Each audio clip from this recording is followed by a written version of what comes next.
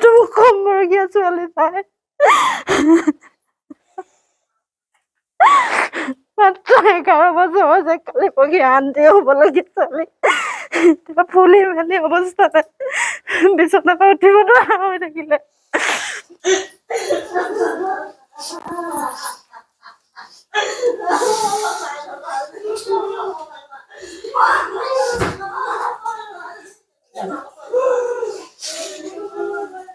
টকা পইচাৰ অভাৱ হৈ গৈছে তাইও মানে বহুত নোৱাৰা হৈছে খোজ খোজ কাঢ়িব 11 বছৰ তাই 14 শ্ৰেণীত পঢ়ি আছে গৈছিলো কাগজ দিছিলো লগ নাপালো দুদিন গলো 7টা বজাত গলো লগ নাপালো তেওঁ গুৱাহাটী লৈ গ'ল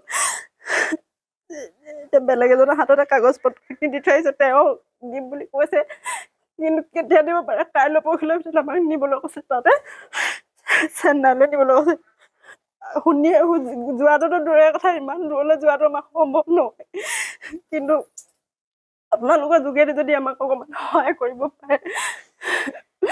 মুখ্যমন্ত্ৰী ডাঙৰীয়ালৈ অনুৰোধ জনাইছো তেওঁ যদি আমাক অকণমান চাই ছোৱালীজনী সৰু হৈ আছে তাই বহুত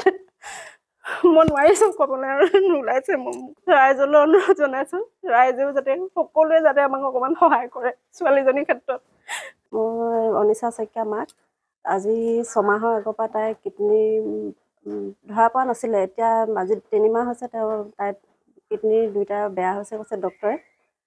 এতিয়া তাই অকণো ভাল হোৱা নাই ফুলি গৈছে পেট ফুলি গৈছে ভৰি হাতবোৰ ফুলি গৈছে মুখ চুখ চব ফুলি গৈছে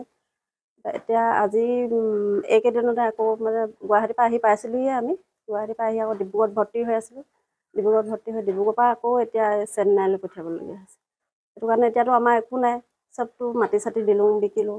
বা ঘৰতো দেউতাকে দিন হাজিৰা কৰিহে খায়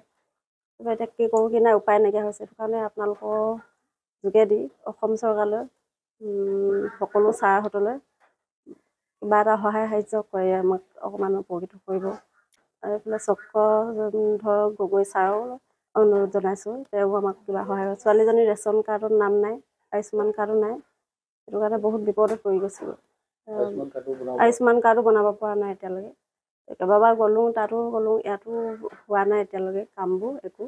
সেইটো কাৰণে যিমানখিনি পাৰিলোঁ আগবাঢ়িলোঁ এতিয়া একেবাৰে নোৱাৰা হৈ গৈছোঁ আমাৰ বিদ্যালয়ৰ 4th শ্ৰেণীৰ ছাত্ৰী শ্ৰীমতী অনিশা শইকীয়াৰ দুৰাৰোগ্য ৰোগত আক্ৰান্ত হৈ ডিব্ৰুগড় অসম চিকিৎসা মেডিকেল তথা গুৱাহাটী চিকিৎসা মহাবিদ্যালয়ত চিকিৎসাধীন কৰি বৰ্তমান ডিব্ৰুগড়ত পুনৰ চিকিৎসাধীন হৈ আছে আৰু তেখেতৰ চিকিৎসাৰ কাৰণে ঘৰখনে অহোপুৰুষাৰ্থ চেষ্টা কৰিছে মাটি বাৰীকে আদি কৰি সকলোখিনি বিক্ৰী বন্ধ কৰিও চিকিৎসাৰ আৰোগ্য লাভ কৰিব পৰা নাই আৰু স্থানীয় গাঁৱৰ ৰাইজ আমি শিক্ষকসকলেও কিঞ্চিত পৰিমাণৰ অৰিহণা আগবঢ়াই আমি চেষ্টা কৰিছোঁ কিন্তু এতিয়াও আমি সফল দেখা নাই আমি আশা কৰিম যে ছোৱালীজনীৰ সুস্বাস্থ্য প্ৰদান কৰাৰ ক্ষেত্ৰত যি উন্নত চিকিৎসাৰ কাৰণে ডাক্তৰে দিহা পৰামৰ্শ আগবঢ়াইছে এইখিনি কৰিবৰ কাৰণে আমাৰ শুভাকাংক্ষী